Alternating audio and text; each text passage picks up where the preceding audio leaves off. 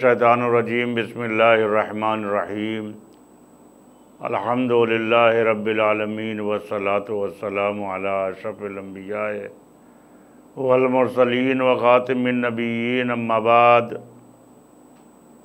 फ़क़द क़ाल अमीरुल मोमिनीन अलैहिस्सलातु वस्सलाम सुम्मा जअल फ़ी यदिका मफ़ातीह ख़ज़ाइनिही बिमा अज़न फ़ीहि मिन मसअलतिही।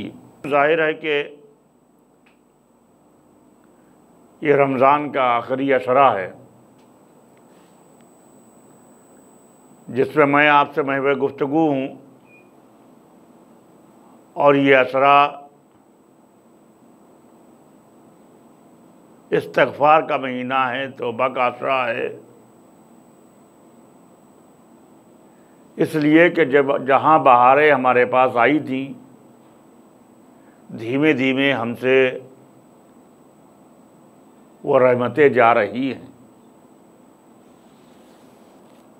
ज़ाहिर है कि आबिदीन के लिए, सालिहीन के लिए तो ये गम का लम्हा है कि जो रहमतों का महीना हमारे पास बेपनाह नेमतें लेके आया था, रहमतें लेके आया था, वो हमसे रुखसत हो रहा है। जाहिर है कि खुदावंद आलम हमारे गुनाहों को माफ़ फरमाए और हमारी इबादतों को कबूल फरमाए।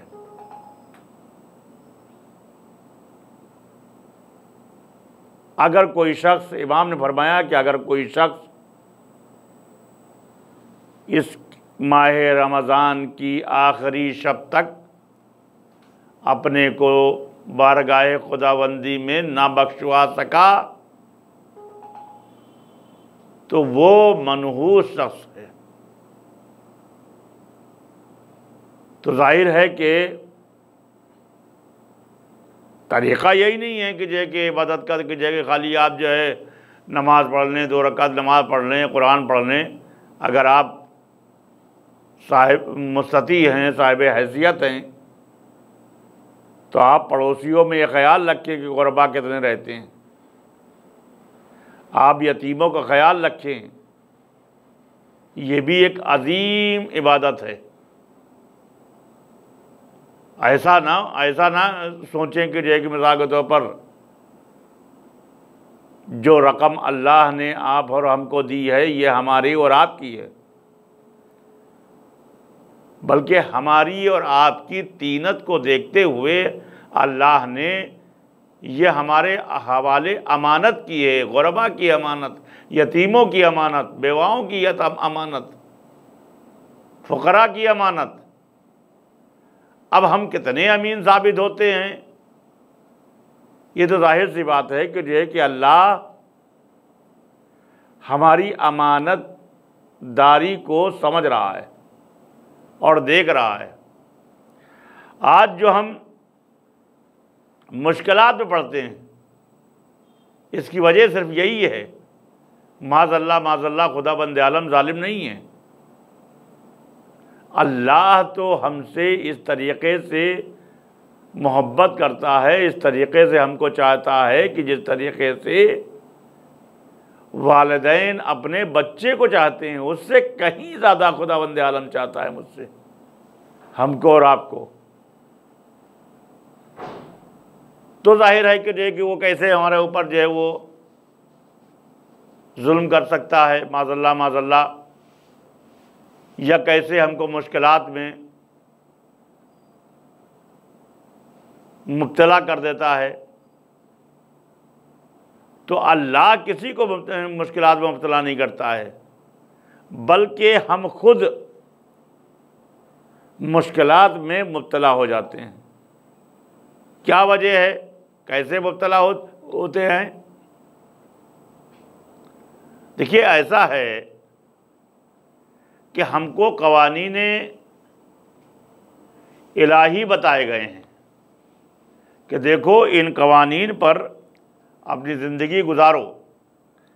अब जाहिर है कि जो है कि अगर हम नहीं गुजारेंगे और गुनाहों की दुनिया में हम फैलते चले जाएंगे, तो जाहिर है कि खुदावंद आलम हमारी कैसे मदद कर सकता है।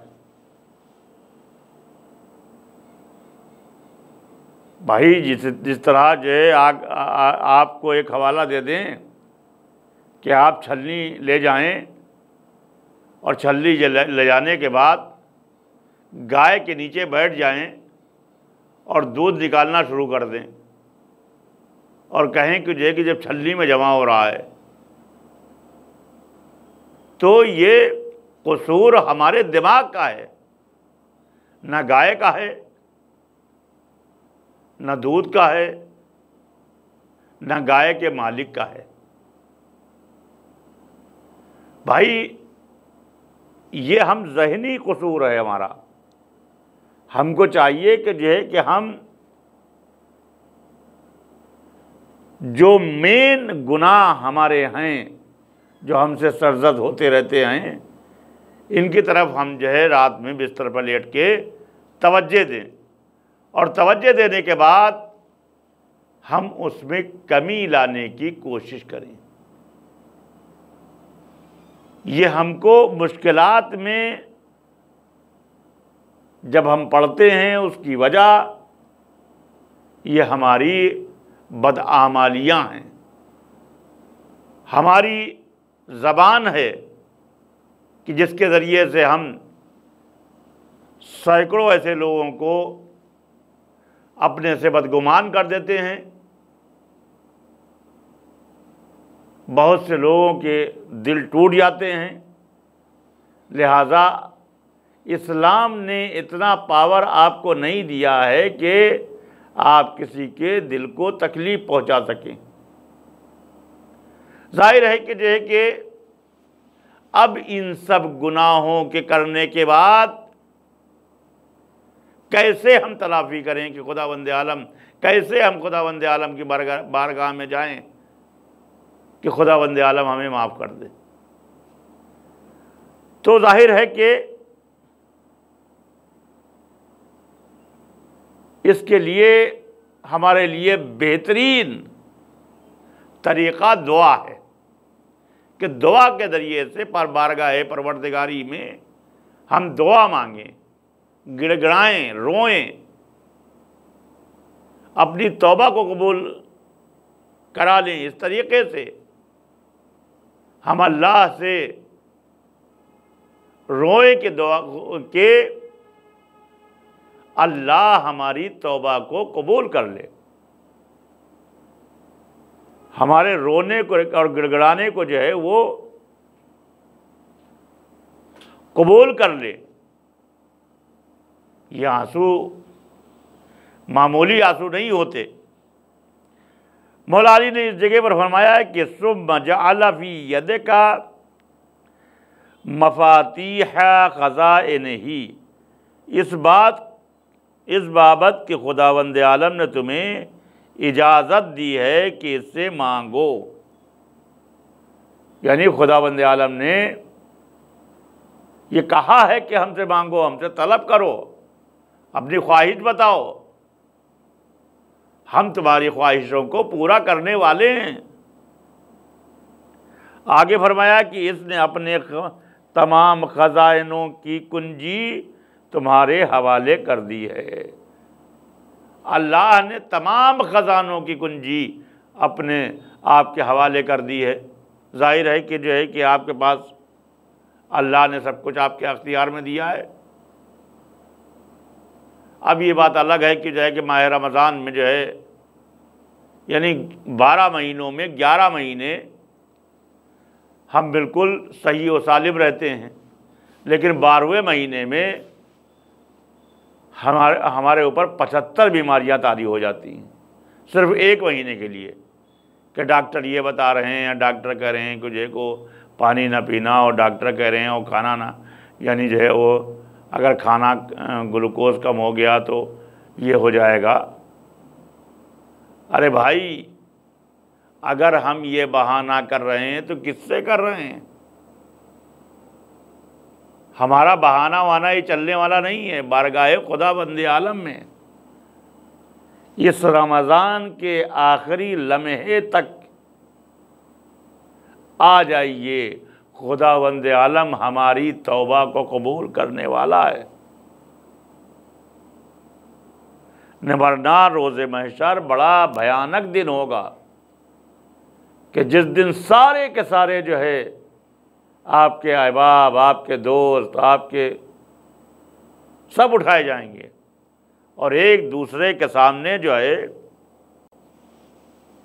हम खड़े किए जाएंगे। तो खुदा न खास्ता वो वक्त ना आए कि जो है कि हम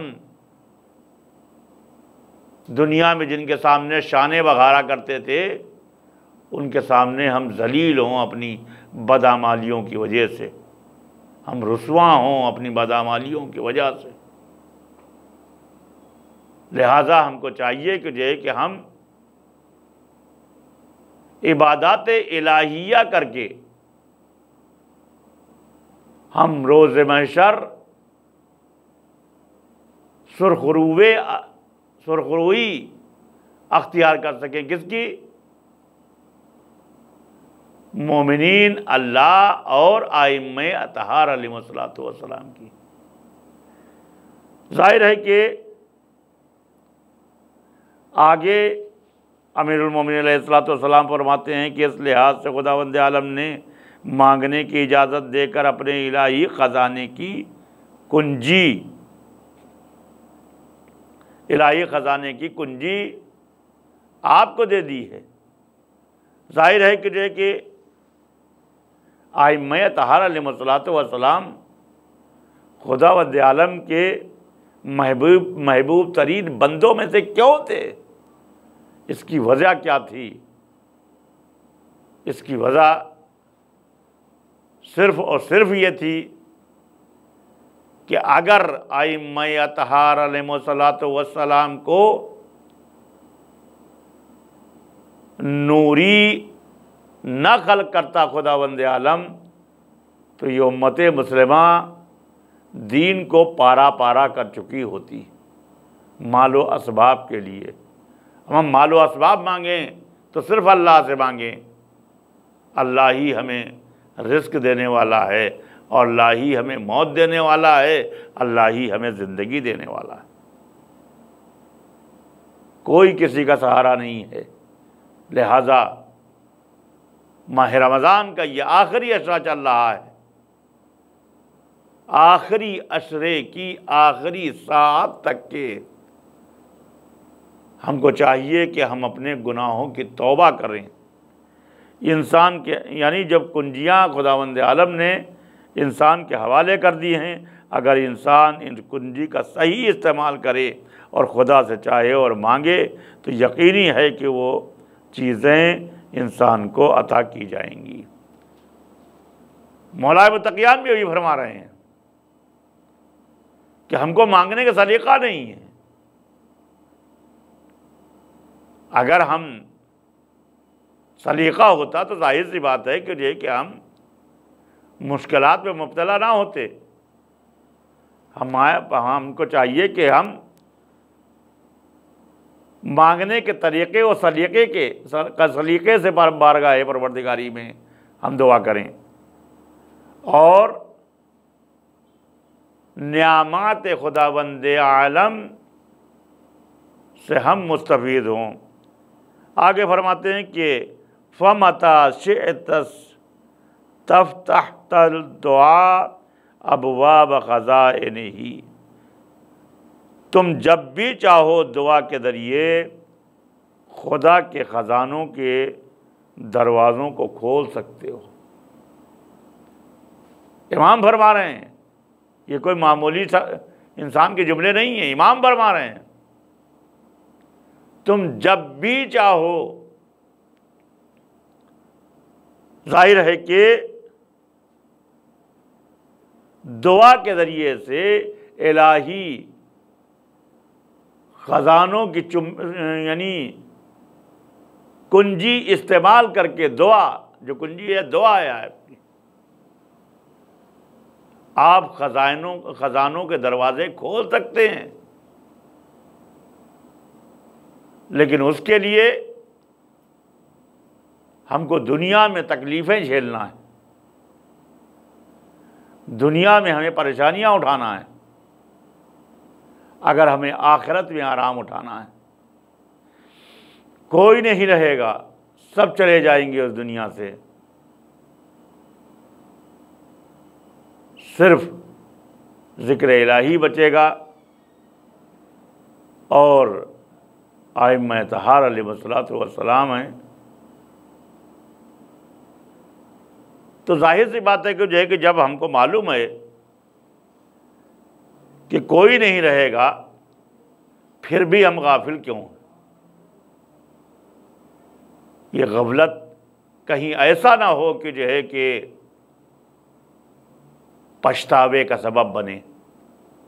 लिहाजा वक्त से पहले हमको चाहिए कि जो है कि हम जाग जाएं, कहीं ऐसा ना हो कि क़यामत के दिन हमारी रुसवाई हो, हमारी ज़िल्लत हो।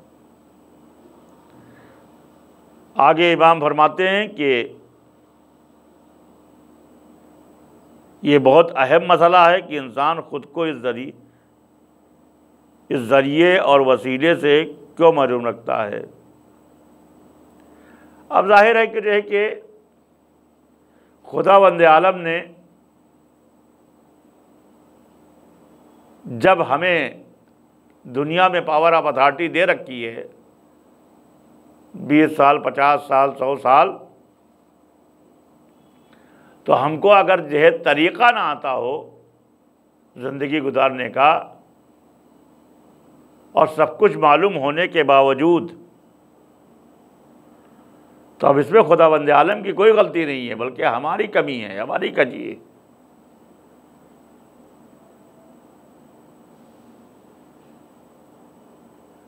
अब अगर हमको महरूमी हो रही है किसी चीज़ से, तो उसमें हमारी कजी है। लिहाजा इन कमियों को हम दूर करें।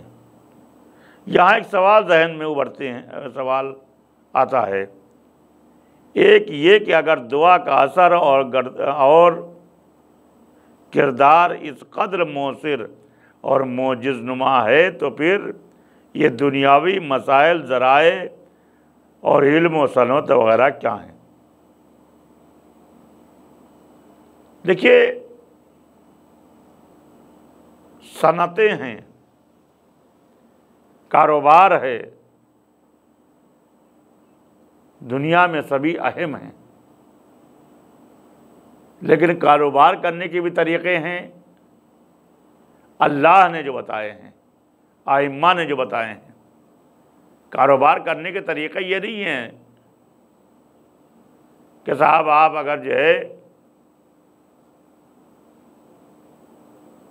10 रुपए की चीज़ है तो आप 25 रुपए बेचने लगिए, यह आपके लिए हराम हो जाएगा। बल्कि कारोबार करने का तरीक़ा यह है कि जो है कि आप अपना हक़ भर लें, मोमिनीन को लूटने से बचें। और कहीं अगर जो है मोमिनीन को लूटने की नीयत हो चुकी, तो जाहिर है कि फिर हम गुनाहगार हैं। आखिर मौलाए मुत्तक़ियान अली इब्न अबी तालिब अलैहिस्सलातु वस्सलाम ने इतनी दुआओं का सहारा क्यों लिया? उसकी वजह यह है कि मौला जानते थे कि जो दुआ हमें क़ुर्ब इलाही की हदूद तक के पहुँचा सकती है। इसलिए आप दुआएं किया करते थे। आपकी दुआ जो आपने कुमैल इब्न ज़ाद को तालीम फरमाई थी, क्या बेहतरीन दुआ है दुआए कुमैल, कितना इस्तग़फ़ार है उसमें।